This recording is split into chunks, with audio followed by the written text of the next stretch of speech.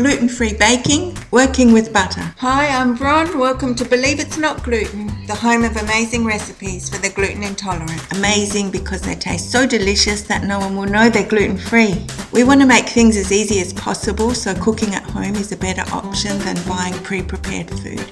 And there are some things about working with butter, particularly odd amounts of butter, that I've found pretty annoying. So firstly, storing butter. A lot of our recipes, I'm afraid, don't have a nice neat amount of butter. So you're always going to have odd bits and pieces left over to store.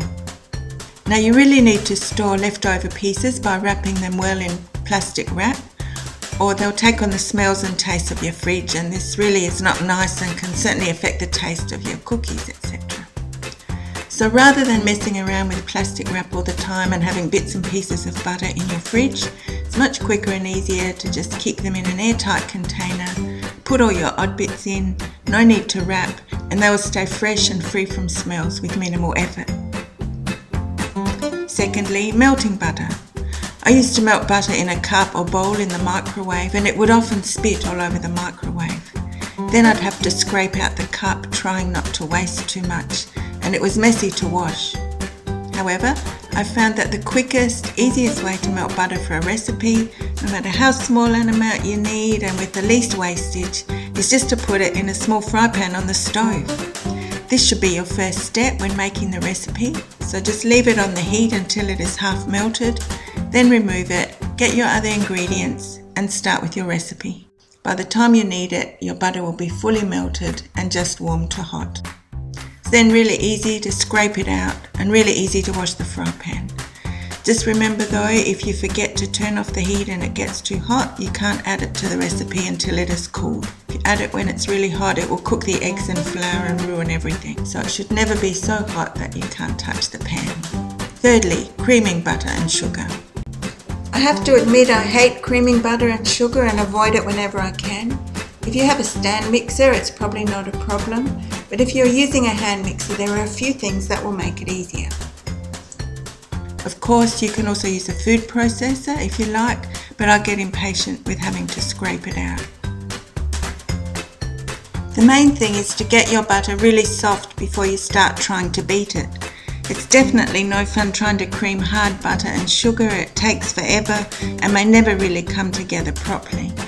So cut thin pieces when you're weighing it out, and then if it isn't soft enough, give it a short burst in a microwave.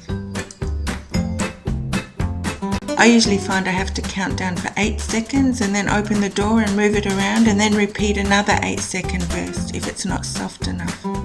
You just need to experiment with your own microwave to find how long you can let it go before parts start to melt. Definitely don't let it melt, that will ruin your recipe. If you don't have a microwave, you're probably best to put it in a very low oven around 60 degrees and keep checking it and moving it around until it's soft. You do need a fairly large bowl with deep sides for this, or when you add the sugar you'll have it flying all over the kitchen.